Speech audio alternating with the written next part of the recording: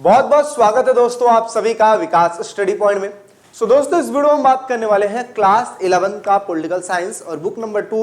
इसमें हम chapter number 6 की बात करेंगे जिसका नाम है नागरिकता यानी कि सिटीजनशिप। ठीक है, हम इस देश के निवासी हैं, इट मींस हम इस देश के नागरिक हैं और इस नागरिकता के ऊपर एक बढ़िया चैप्टर बनाया गया है जिसमें आपको यह देखने को मिलेगा कि आखिर अगर आप इस देश के निवासी नहीं हो तो आप कैसे नागरिकता पा सकते हो, या फिर अगर आप कहीं चले गए हो तो आपकी नागरिकता किस तरीके से खत्म हो सकती है। इन सभी चीजों के बारे में हम बात करेंगे। तो करते हैं चैप्टर की शुरुआत और देखते हैं नागरिकता का अर्थ क्या होता है। ठीक है, बाकी अगर आप लोग चैनल पर नए हो तो चैनल को सब्सक्राइब जरूर कीजिएगा और साथ ही साथ अगर आपको नोट चाहिए तो विकास स्टडी पॉइंट का एप्लीकेशन जरूर डाउनलोड करके रखिएगा। ठीक है, चलिए करते हैं चीजों की शुरुआत। देखिए, सबसे पहले अगर मैं बात करूं नागरिकता की, तो नागरिकता क्या होती है? नागरिकता होती है किसी भी देश की पूर्ण सदस्यता, यानी कि किसी भी देश की जो हमें पूर्ण सदस्यता मिलती है उसी को हम कहते हैं नागरिकता। जैसे फॉर एग्जाम्पल के लिए आपका एक घर है, ठीक है, आपका क्या है, ये घर है। इस घर में आप लोग रहते हो जिसमें से 5 लोग हैं, मम्मी पापा और 3 भाई। ठीक है, मम्मी पापा मान लेते हैं 3 भाई या फिर 2 भाई 1 बहन, इस तरीके से रहते हो। आप उस घर के सदस्य हुए, बिल्कुल सदस्य हुए। आपके घर में मान लेते हैं पापा कुछ सामान लेके आए खाने पीने वाला, तो आप जाहिर सी बात है उस घर के सदस्य हो तो आपको भी वो चीज मिलेगा। ठीक है, लेकिन अगर वही मैं कहूं कि पड़ोसी का जो लड़का है, ठीक है, क्या उसको सामान मिलेगा? बिल्कुल नहीं मिलेगा।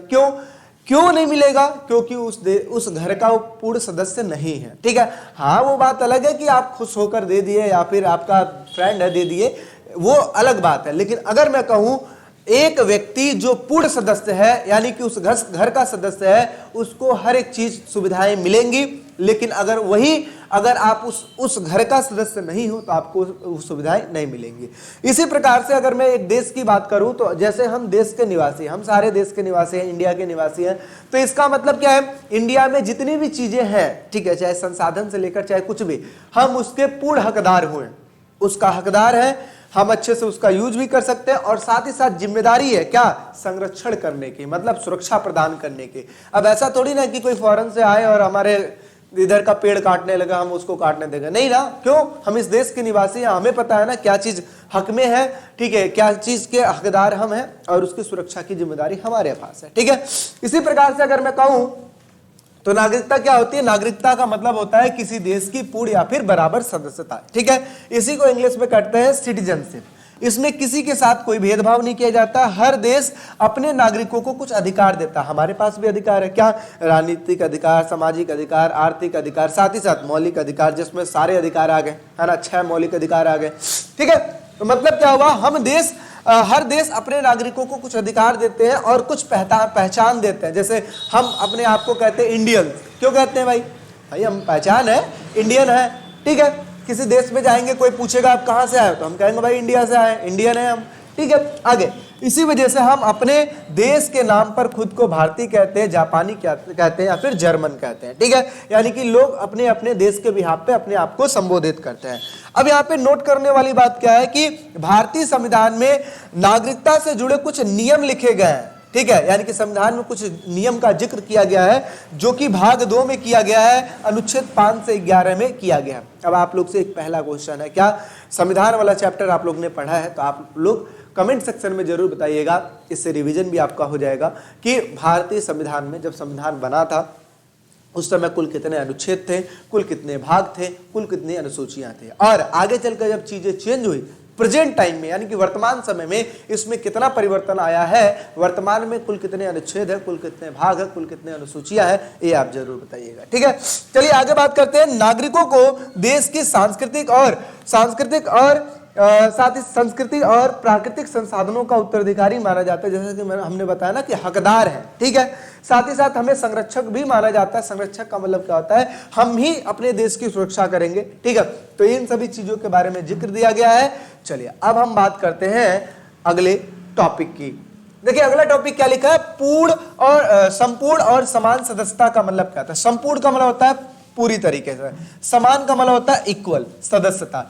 अच्छा बताइए, आप सबको वोट देने का अधिकार है? आप कहोगे हाँ भैया, 18 वर्ष से अगर कोई व्यक्ति ऊपर हो जाता है तो उसको वोट देने का अधिकार होता है। ठीक है, चलिए आगे बात करते हैं। पूर्ण, संपूर्ण और समान सदस्यता का अर्थ होता है किसी देश के सभी नागरिकों को बराबर अधिकार मिलना, समान अवसर प्राप्त होना। ठीक है, इसी को हम क्या कहते हैं, संपूर्ण और समान सदस्यता कहते हैं। ठीक है, संपूर्ण का मतलब होता है पूरी तरीके से, और समान का मतलब होता है एक बराबर अधिकार अगर मिलते हैं, एक प्रकार अवसर मिलते हैं, उसी को हम कहते हैं संपूर्ण और समान सदस्यता। ठीक है, किसी देश के किसी भी व्यक्ति के साथ धर्म, जाति, भाषा, लिंग या फिर वर्ग के आधार पर कोई भेदभाव नहीं किया जाता है। ठीक है, जब आप किसी देश के सदस्य होते हो, संपूर्ण सदस्य होते हो, तो आपके साथ किसी भी हिसाब से भेदभाव नहीं किया जाता है।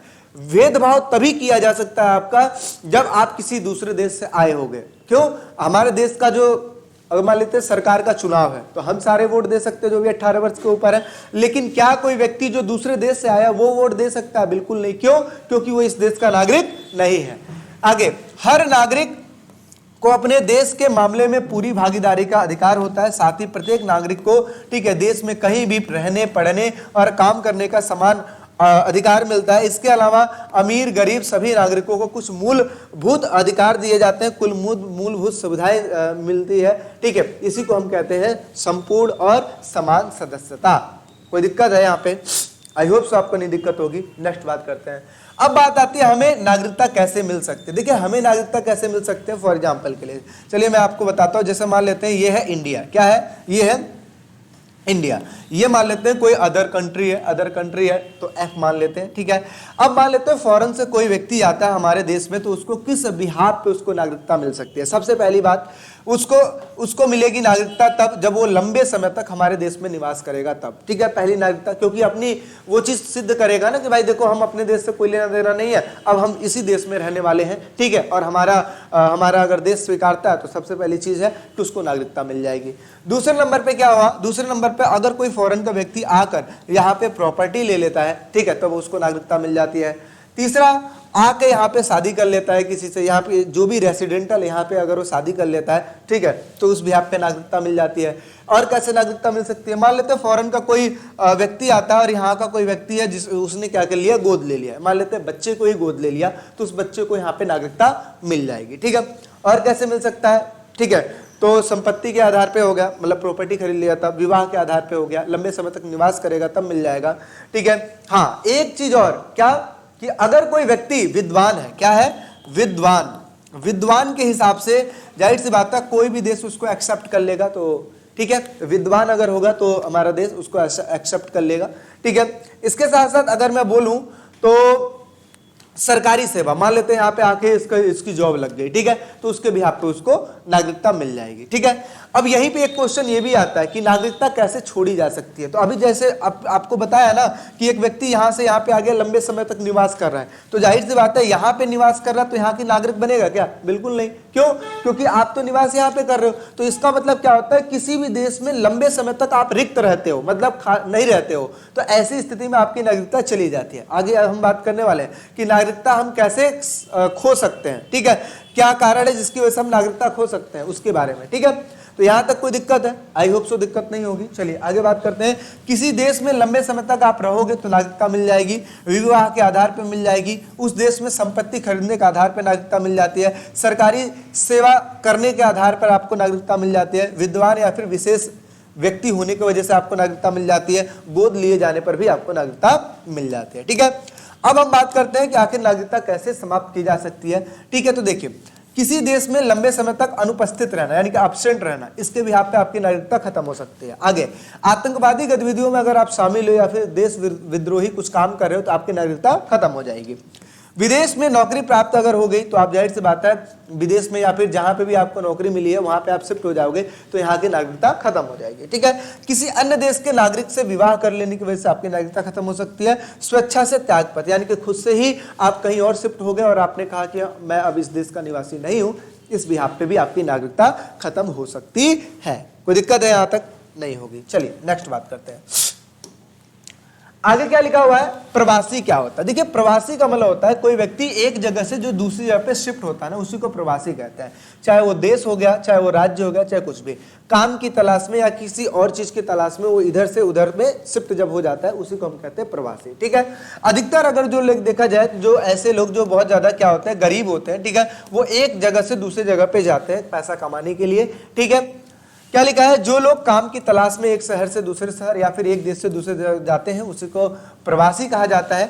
आमतौर पर निर्धन प्रवासी, निर्धन प्रवासी का मतलब होता है गरीब प्रवासी। ठीक है, सपोज करते हैं कोई गरीब प्रवासी किसी दूसरे देश में गया जॉब करने के लिए। ठीक है, अब वो जब जॉब करके आएगा तो जाहिर सी बात है उसका स्वागत उसके भी हाथ पे होगा। लेकिन अगर कोई ऐसा व्यक्ति है जो कि किसी दूसरे देश में गया है, ठीक है, और वहां पे बहुत ही अच्छा पैसा कमा रहा है, ठीक है, तो जाहिर सी बात है वो अपने देश में जब वापस आएगा तो जाहिर सी बात है उसको उसका स्वागत बहुत ही भव्य किया जाएगा, है ना।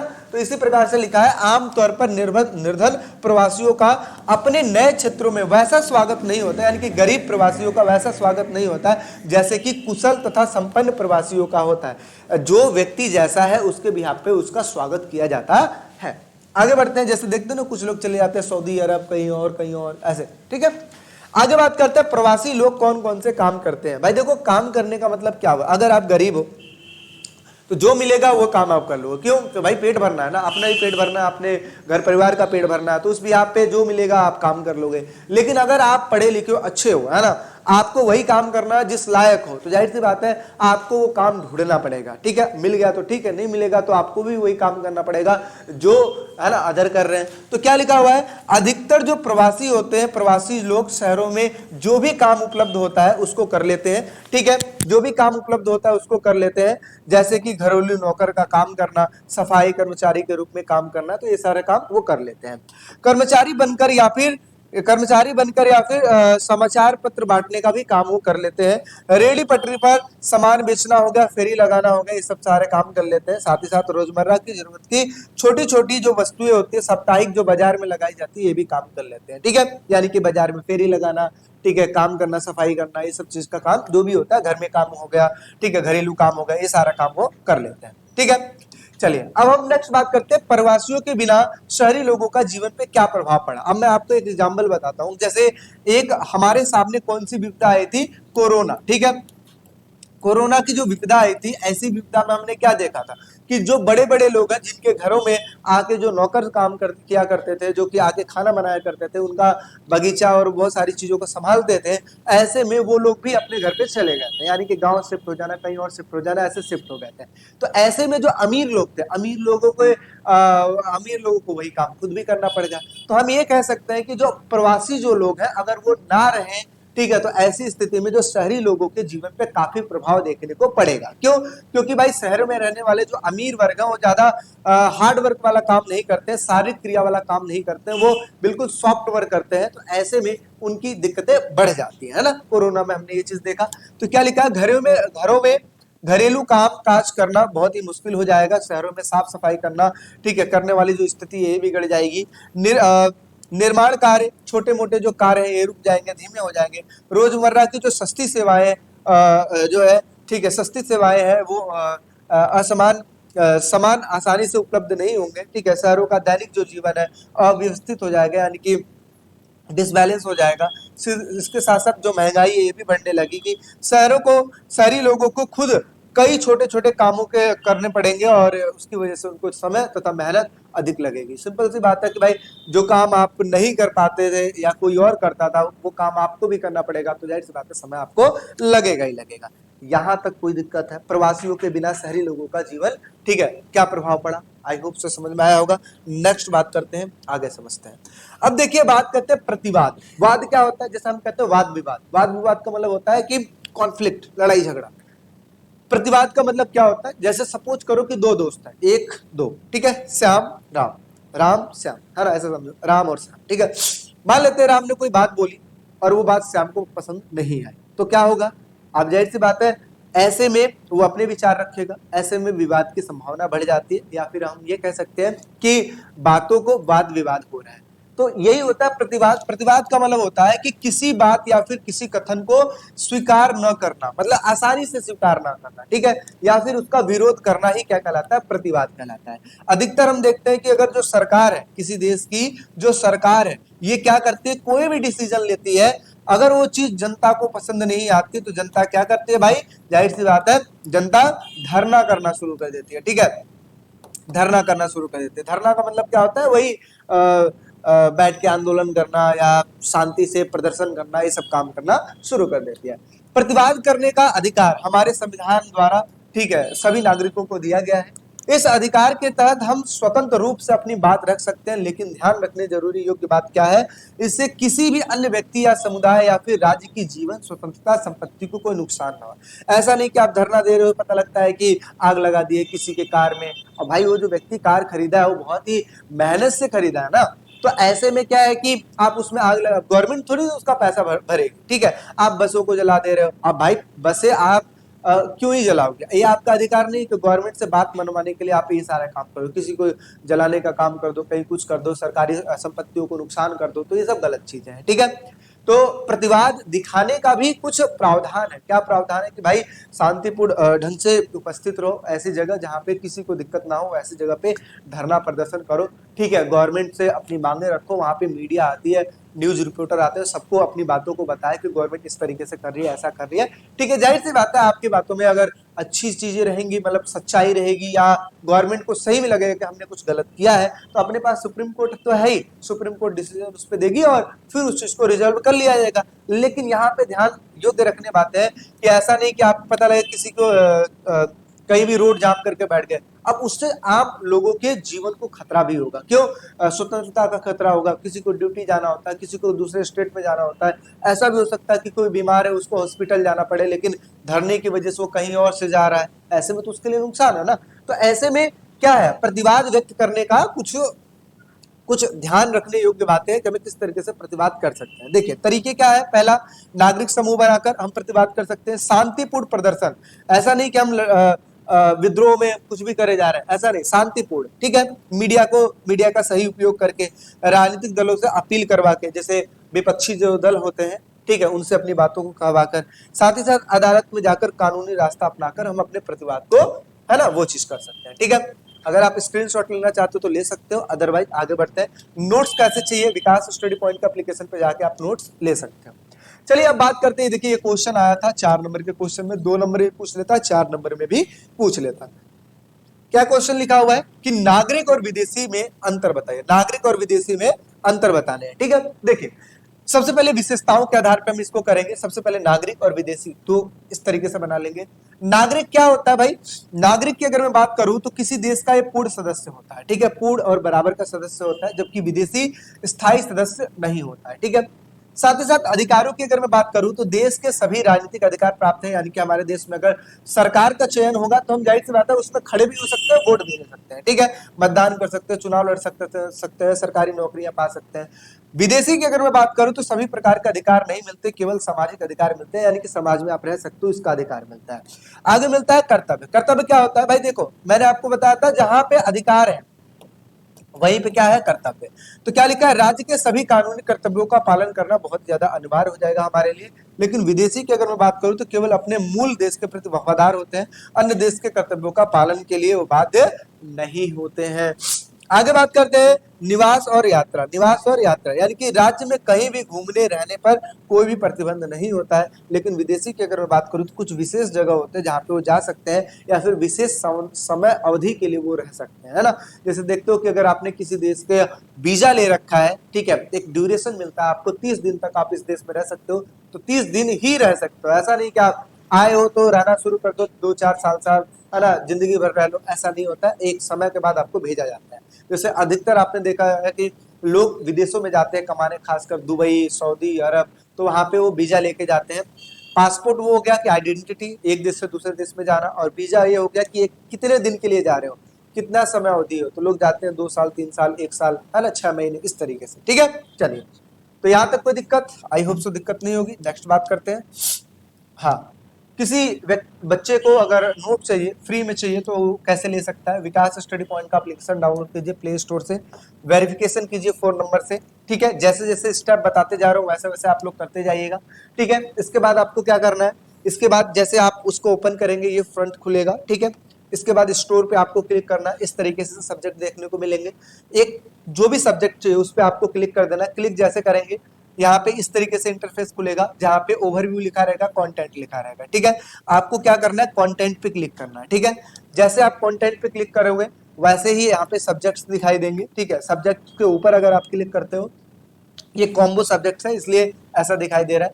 जैसे आप इस पे क्लिक करते हो इस तरीके से आपको चैप्टर्स देखने को मिलेंगे। ठीक है, जैसे संविधान क्यों कैसे है, इस तरीके से आप किसी एक पे क्लिक करोगे इस तरीके से पीडीएफ खुल जाएगा। ठीक है, लेकिन यहाँ पे ध्यान रखने योग्य बात है कि पीडीएफ बस खुलेगा, आप इसको देखकर लिख सकते हो। ठीक है, लेकिन इसको डाउनलोड नहीं कर सकते हो। डाउनलोड कैसे करोगे भाई, डाउनलोड करने के लिए नीचे आपको बाई नाउ का ऑप्शन लिखा रहेगा, यहाँ पे 209 लिखा हुआ है, ये नहीं है क्योंकि पर सब्जेक्ट के हिसाब से देखा जाए ओनली 49 रुपीज है। आपको 49 रुपीज पे करना है और जैसे आप पे करते हो यहाँ पे पीडीएफ आपको मिल जाएगा।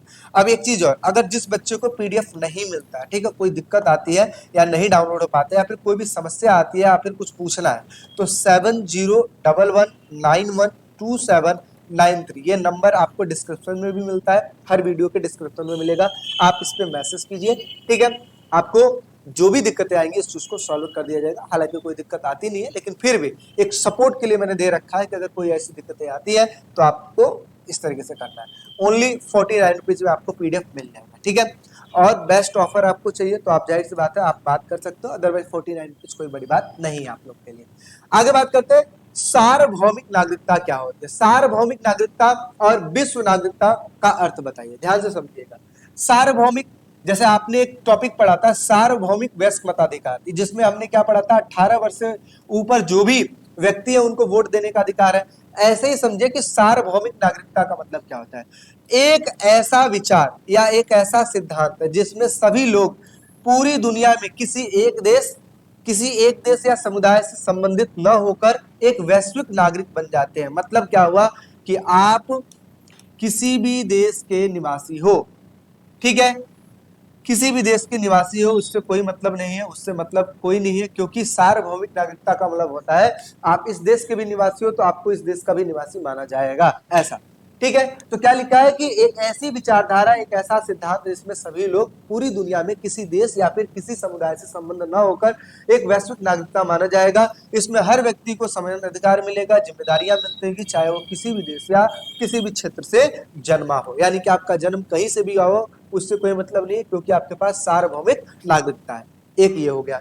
दूसरा ये हुआ विश्व नागरिकता क्या होता है, यह वह विचारधारा है जिसमें व्यक्ति अपने आप को किसी एक देश का नागरिक नहीं बल्कि पूरी दुनिया का नागरिक मानता है। ठीक है, इसमें सभी लोगों को समान अधिकार जिम्मेदारी दी जाती है, कोई व्यक्ति किसी भी देश या धर्म या जाति के आधार पर भेदभाव का शिकार नहीं होगा।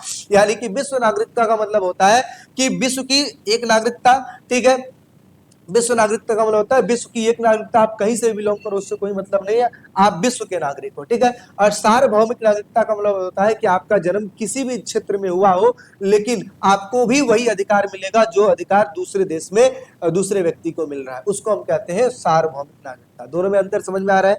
विश्व नागरिकता एक नागरिकता यानी कि विश्व की पूरी एक ही नागरिकता है, इसी को विश्व नागरिकता कहते हैं। और सार्वभौमिक नागरिकता का मतलब होता है कि सभी लोगों को एक समान अधिकार दिया जाएगा। ठीक है, आप बेसिकली किसी भी देश में आपका जन्म हुआ हो उससे कोई मतलब नहीं, लेकिन अधिकार आपको एक समान दिया जाएगा। ठीक है, चलिए नेक्स्ट बात कर लेते हैं, आगे समझते हैं।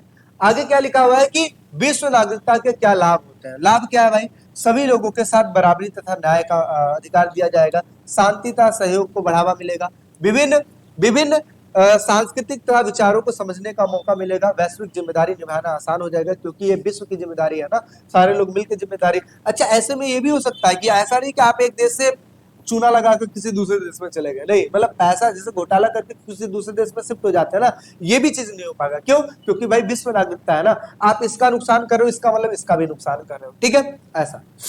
आगे बात करते हैं अंतर्राष्ट्रीय अवसर बढ़ते हैं, अंतर्राष्ट्रीय मौके मिलते रहते हैं।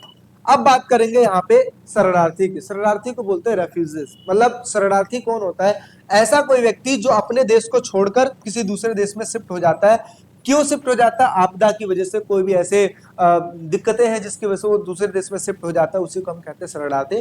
फॉर एग्जाम्पल के लिए मैं आपको बता दूं, 1971 में युद्ध हुआ था। किसके साथ युद्ध हुआ था? भारत और पाकिस्तान के साथ युद्ध हुआ था। भारत और पाकिस्तान के साथ युद्ध हुआ था। किस मैटर में युद्ध हुआ था? बांग्लादेश को, ठीक है, बांग्लादेश को आजाद कराने के लिए ये युद्ध हुआ था।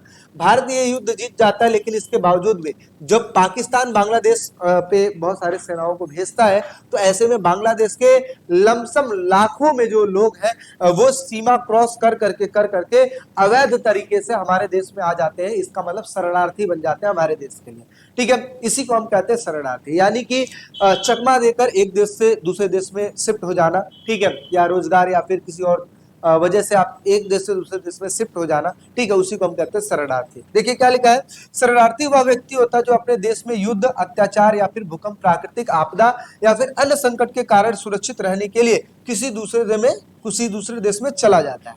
सरल शब्दों में अगर मैं बात करूं, शरणार्थी सुरक्षा और जीवन बचाने के लिए अपने देश को छोड़कर किसी अन्य देश में रहने का वाला व्यक्ति बन जाता है। यानी कि ऐसी स्थिति जहां पर युद्ध, अत्याचार या फिर भूकंप या फिर प्राकृतिक आपदाएं आए हो, ऐसे में अपने देश को छोड़कर किसी दूसरे देश में चले जाना, इसका मतलब आप वहां पे जाकर शरणार्थी बन जाओ, ठीक है।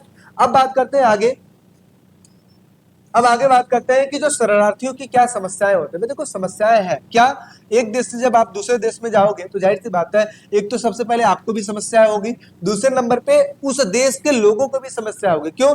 जनसंख्या बढ़ने की वजह से, है ना कहीं अर्थव्यवस्था पे इफेक्ट पड़ता है, ठीक है, लोगों के एजुकेशन पे इफेक्ट पड़ता है, रोजगार पे इफेक्ट पड़ता है, हर चीज पे इफेक्ट पड़ता है। तो देखिए क्या लिखा है, कई बार कोई देश इन्हें स्वीकारता नहीं। ऐसा बिल्कुल सही बात है, क्योंकि आप ऐसी स्थिति में जाओगे तो जाहिर सी बात है दूसरे देश के लिए बर्डन पड़ोगे, तो वो देश आपको स्वीकारता नहीं है।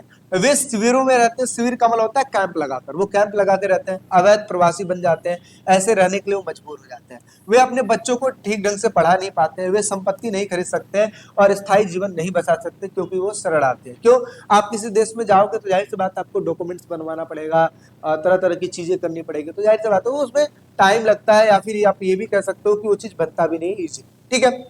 अब बात करते हैं बाहरी समस्या। बाहरी समस्या क्या है? ऐसी समस्या जो देश के बाहर होती है उसे हम कहते हैं बाहरी समस्या, यानी कि जैसे एक देश और दूसरे देश में युद्ध हो जाता है। ये जो टॉपिक है सिर्फ यहीं तक है, ये वाला चीज, ठीक है। अब यहाँ से एक दूसरा टॉपिक स्टार्ट हुआ है। बाहरी समस्या क्या होता है, भीतरी समस्या क्या होता है। एक देश दूसरे देश में जो समस्याएं होती है, एक देश का दूसरे देश से जो लड़ाई होता है, उसे कहते हैं बाहरी समस्या। और अंदरी समस्या क्या कहते हैं कि एक देश के अंदर जो समस्याएं होती है उसको हम कहते हैं भीतरी समस्या। ऐसी समस्या जो देश के भीतर की समस्या होती है, जैसे गृह युद्ध छिड़ जाना, ठीक है, आंदोलन हो जाना, ये होती है भीतरी समस्या, ठीक है। कुछ ऐसी समस्याएं भी होती है जो कि देश के अंदर और बाहर दोनों ही होती है, जैसे कि महामारी, ठीक है, ये देश के अंदर भी होती है, देश के बाहर भी होती है, इसलिए इसे हम कहते हैं, ठीक है, अंदर बाहर दोनों आप बोल सकते हो कि ये ऐसी समस्याएं हैं। नेक्स्ट बात करते हैं। अगला देखिए क्या लिखा है कि नागरिकों के अधिकार कौन कौन से हैं। तो देखिए टी.एच. मार्शल, ये याद रखिएगा, टी.एच. मार्शल के अनुसार अगर मैं बात करूं तो नागरिकों को 3 प्रकार के अधिकार प्राप्त हैं। जैसे पहला होगा नागरिक अधिकार, जिसमें जीवन स्वतंत्रता का अधिकार मिलता है। दूसरा होता है राजनीतिक अधिकार, जिसमें वोट देने का अधिकार, चुनाव लड़ने का अधिकार, शासन में भागीदार होने का अधिकार मिलता है। राजनीतिक अधिकार की अगर मैं बात करूं तो इसमें नैतिकता की बात आ जाती है, ठीक है। सामाजिक अधिकार की अगर मैं बात करूं तो इसमें नैतिकता की अधिकार की बात आ जाती है, साथ ही साथ राष्ट्रीय एकता की बात आ जाती है, राष्ट्रीय सेवा की बात आ जाती है। क्यों? क्योंकि जो सामाजिक अधिकार है समाज में ही संभव है, और जहां पे समाज है वहीं पे हमें नैतिक रूप से व्यवहार करना पड़ेगा। यहाँ पे राष्ट्रीय एकता की बात आती है, यहाँ पे राष्ट्रीय सेवा यानी देश की सेवा की बात आती है। तो इसी को कहते हैं नागरिक के अधिकार। चलिए नेक्स्ट बात करते हैं, आगे समझते हैं। देखिए आगे क्या लिखा है कि नागरिक अधिकारों में शामिल अधिकार कौन कौन से। तो नागरिक अधिकार में, ठीक है, नागरिक अधिकार वे अधिकार होते हैं जिन्हें समाज तथा राज्य द्वारा सबसे पहले मान्यता दी जाती है। बिल्कुल आप किसी देश के नागरिक हो तो जाहिर सी बात है आपको नागरिक अधिकार मिला हुआ है, तो ये कोई भी राज्य या फिर कोई भी समाज आपको सबसे पहले मान्यता देता है। इस अधिकारों का उद्देश्य क्या होता है? व्यक्ति के जो जीवन है, स्वतंत्रता है, समानता की रक्षा की जाए, ठीक है। नागरिक अधिकारों में निम्नलिखित अधिकार शामिल है, जैसे सबसे पहला जीवन जीने का अधिकार, अभी हमने पीछे ही बात किया है। अभिव्यक्ति का स्वतंत्रता का अधिकार, आप अपनी विचारों को किसी दूसरे तक पहुंचा सकते हो, ये भी अधिकार आपको मिलता है। साथ ही साथ संपत्ति रखने का अधिकार मिलता है, कानून के समक्ष समानता का अधिकार मिलता है, देश के सीमाओं के भीतर कहीं भी आने जाने की स्वतंत्रता आपको देखने को मिलती है। उपयुक्त सूची के अतिरिक्त भी नागरिकों को अन्य नागरिक अधिकार भी प्राप्त होते हैं जो कि व्यक्तिगत जीवन और स्वतंत्रता की रक्षा करते हैं। यानी कि इसके साथ साथ ये तो अधिकार मिलते ही मिलते हैं, इसके साथ साथ और भी अधिकार मिलते हैं जिसकी वजह से आपके जीवन की सुरक्षा और साथ ही साथ व्यक्तिगत सुरक्षा जो होती है, स्वतंत्रता जो होती है, इनकी भी रक्षा की जाती है। तो नागरिक अधिकारों में ये सारे अधिकार शामिल होते हैं। ठीक है, चलिए नेक्स्ट बात करते हैं। आगे क्या लिखा है, नागरिकों के क्या दायित्व है। दायित्व को हम क्या कहते हैं, एक तरीके से ड्यूटी बोल लो या फिर क्या बोलोगे आप, कर्तव्य बोल लो। ठीक है, नागरिकों के दायित्व उनके कर्तव्यों से जुड़ा होता है। प्रत्येक नागरिक से यह अपेक्षा की जाती है कि वह अपने दायित्वों का ईमानदारी पूर्वक निर्वहन करे, पालन करे। जैसे आप किसी देश के नागरिक हो तो आपसे क्या उम्मीद की जाएगी, आप अपने देश की रक्षा करो, सफाई व्यवस्था बना के रखो। ठीक है, आप कोई भी ऐसा काम मत करो जिसकी वजह से देश को नुकसान हो, है ना। तरह तरह की ऐसी चीजें करो जिसकी वजह से फायदा ही फायदा हो देश को। ठीक है, क्योंकि आप उस देश के नागरिक हो।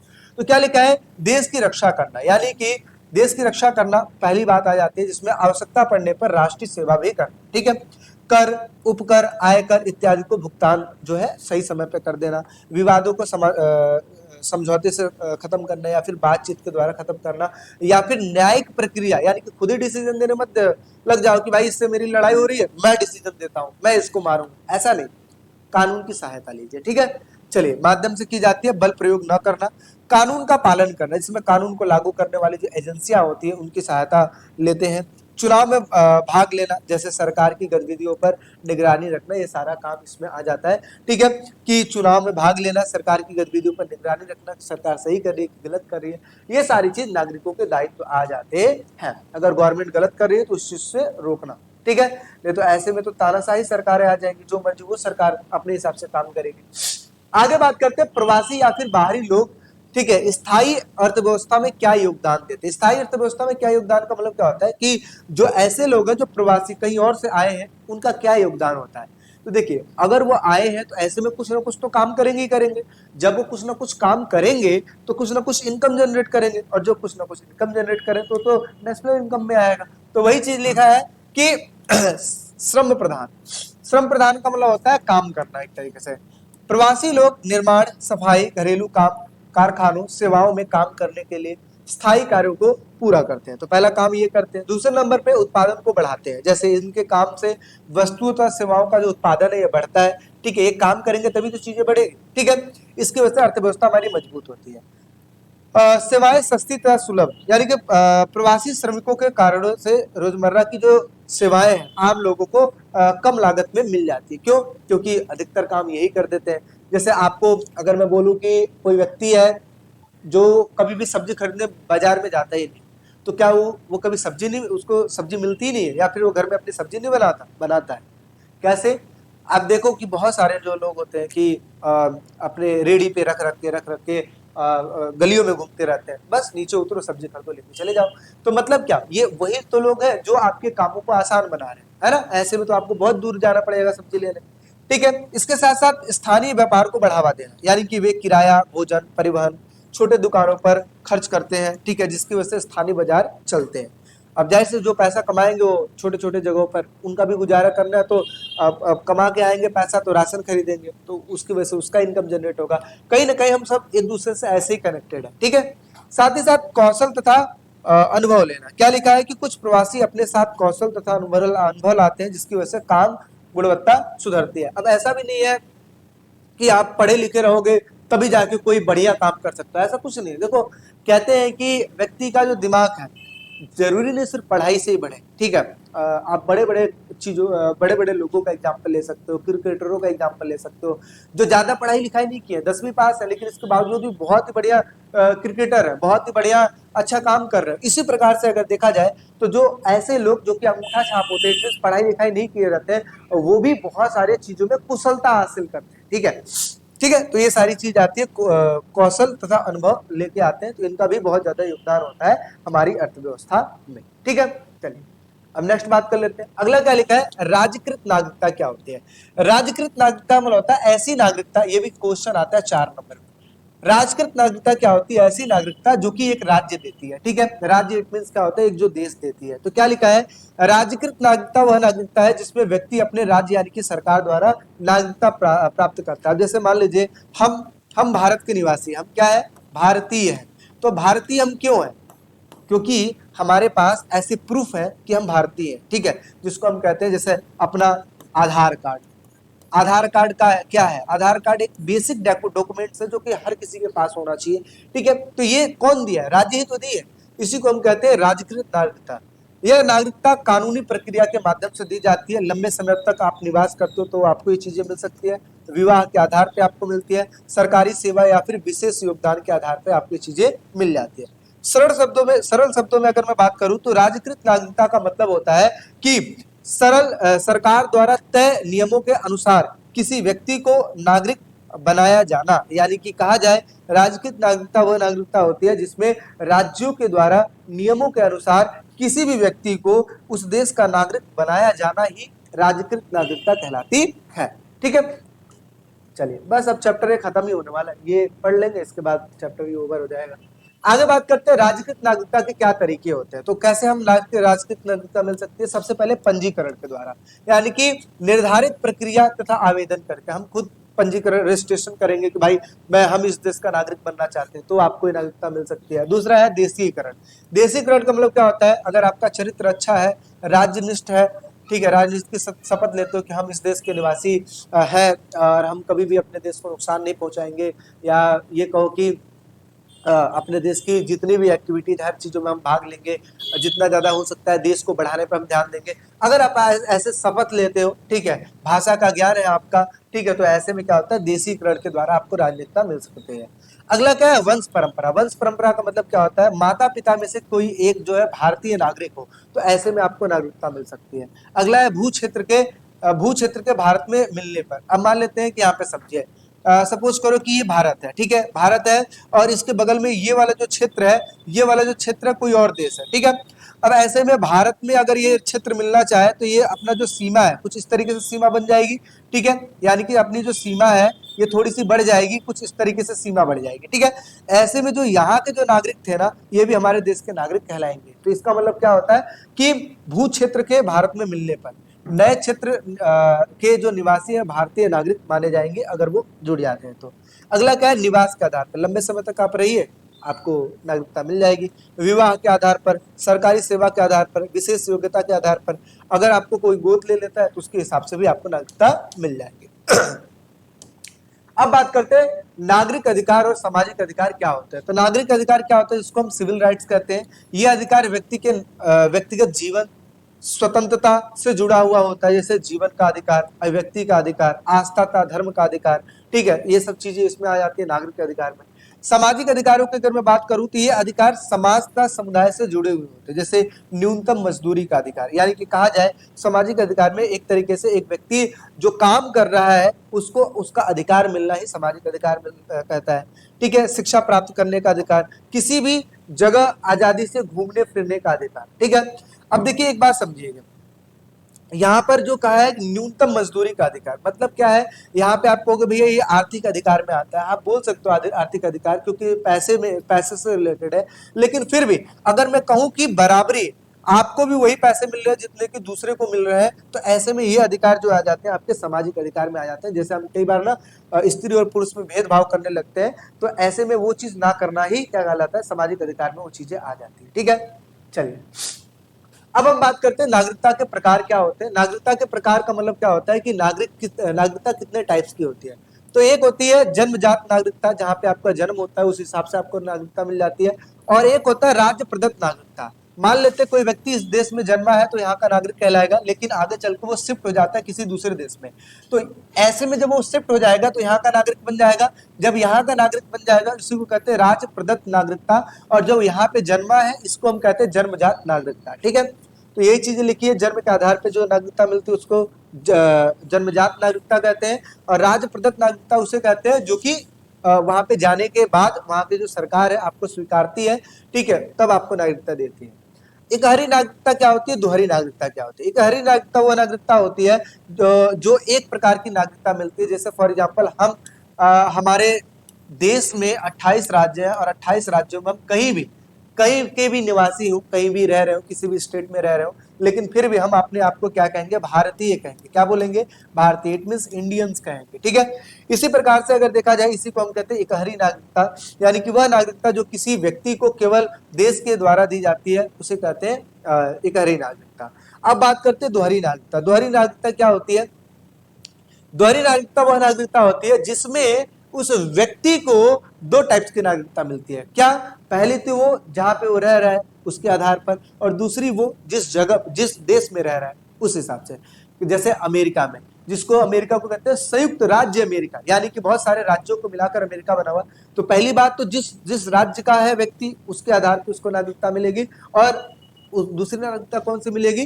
देश के बिहाफ पे आपको नागरिकता मिलेगी। तो क्या लिखा है, जब किसी व्यक्ति को दो देशों की नागरिकता प्राप्त होती है, जैसे कि देश और प्रांत दो अलग अलग है, ठीक है, उसके बिहाफ पे जब नागरिकता मिलती है उसी को दोहरी नागरिकता कहते हैं, जैसे अमेरिका में, जैसे कि फ्रांस में। तो आप एक एग्जाम्पल याद कर सकते हो अमेरिका का और इंडिया का, ठीक है। इंडिया इकहरी नागरिकता, और वो क्या हो जाएगा, अमेरिका दोहरी नागरिकता, ठीक है। चलिए आगे, नागरिक और राष्ट्र, ये आपका लास्ट टॉपिक है, मैं दिखा देता हूं, ठीक है। इसके बाद चैप्टर ओवर हो जाएगा। देखिए क्या लिखा है, नागरिक और राष्ट्र क्या होता है? कोई भी नागरिक, अब इसमें नागरिकों की बात करेंगे और राष्ट्रों की बात करेंगे। कोई भी नागरिक अपनी राष्ट्रीय पहचान को विभिन्न प्रांतों के माध्यम से प्रकट कर सकता है, जैसे राष्ट्रगान के द्वारा, जैसे अपना एक राष्ट्रगान है, राष्ट्र ध्वज के द्वारा, राष्ट्रभाषा के द्वारा, विशेष राष्ट्रीय उत्सवों के द्वारा। जैसे हमारे इधर जो उत्सव होते हैं, जरूरी है दूसरे देश में नहीं होते हैं ना। राष्ट्रगान जो अपना अपना एक यूनिक है, कहीं भी हम कोई भी गेम खेलने जाते हैं तो राष्ट्रगान करते हैं, ठीक है। आगे बढ़ते हैं, दूसरा क्या लिखा है, लोकतांत्रिक देश समावेशी होते हैं। लोकतांत्रिक देश समावेशी का मतलब क्या होता है? हमारा देश लोकतांत्रिक है, और समावेशी का मतलब होता है सबको शामिल करके चलता है, ठीक है। तो लोकतांत्रिक देश समावेशी होते हैं, सभी नागरिकों को राष्ट्र के हिस्से के रूप में पहचान मिलती है, अनुमति दी जाती है। उदाहरण के लिए राजकृत नागरिकता के लिए आवेदन की शर्तें उस प्रत्येक देश में अलग अलग होते हैं। जरूरी नहीं है भारत में जो नागरिकता पाने का जो तरीका है वो दूसरे देश में भी ऐसा कोई जरूरी नहीं है। अगर ऐसा ही होता तो लोग जाकर अमेरिका में नहीं बस जाते, वहां पे अलग चीजें हैं, भारत में अलग चीजें हैं। आगे क्या लिखा है, जैसे उदाहरण के लिए इजराइल, जर्मनी में धर्म तथा राजनीतिक मूल की प्राथमिकता दी जाती है। कहा जाता है कि अगर आपको इजराइल तथा जर्मनी में नागरिकता आपको लेनी है तो आपको धर्म परिवर्तन करना पड़ेगा, ठीक है, उसके हिसाब से आपको बनना पड़ेगा, तब जाके आपको नागरिकता मिलती है। जबकि हमारे देश में आप किसी भी संस्कृति, किसी भी धर्म के हिसाब से हो, ठीक है, लेकिन आप ऊपर का जो क्राइटेरिया अगर आप वो पूरा करते हो तो आप नागरिक बन सकते हो। आगे क्या लिखा है, भारतीय संविधान ने विभिन्न समाजों और समुदायों को समायोजित करने का प्रयास किया है, ठीक है, जैसे एससी को, यानी कि अनुसूचित जाति को, अनुसूचित जनजाति को, ठीक है, महिलाओं को, जैसे कि महिलाओं के लिए। इसके अलावा अंडमान निकोबार द्वीप समूह के दूरवर्ती समुदाय पूर्ण सदस्य और समान नागरिक हिसाब, यानी कि अगर देखा जाए तो ये जो अंडमान निकोबार ये दूर है भारत से थोड़ा सा, लेकिन इसके बावजूद भी उसको भी वही अधिकार प्राप्त है जैसे कि भारत के नागरिकों को, ठीक है। नागरिकता से संबंधित प्रावधान संविधान के भाग 2 में लिखा गया, अनुच्छेद 5 से 11 में लिखा गया, संसद द्वारा पारित कानूनों के द्वारा वर्णित किया गया है। तो इसके हिसाब से अगर देखा जाए तो राष्ट्रीय और राष्ट्र में हम ये सारी चीजें पढ़ते हैं कि हमारा देश है वो समावेशी होता है, सभी देशों के, ठीक है, अलग अलग क्राइटेरिया है जिसके हिसाब से वो नागरिकता वहां पे देते हैं, ठीक है। इसके साथ साथ ये अपना जो चैप्टर है ये ओवर हो जाता है। आई होप सो आपको चीजें समझ में आई होगी। किसी प्रकार का कोई दिक्कत, कोई परेशानी हो तो आप जरूर आप कमेंट सेक्शन में कमेंट कीजिए, अदरवाइज ये चैप्टर पूर्ण रूप से ओवर हो चुका है, ठीक है। इसके साथ साथ आपको अगर वन शॉट में वीडियोस देखनी है तो उसके लिए भी चीजें की जा रही है, जिसमें वन शॉट में बहुत कम समय में, ठीक है, चीजों को अपलोड किया जाएगा और उसको देखोगे आप लोग का रिवीजन हो जाएगा। चलिए फिर मिलते हैं एक नेक्स्ट वीडियो में, टेक केयर, बाय बाय।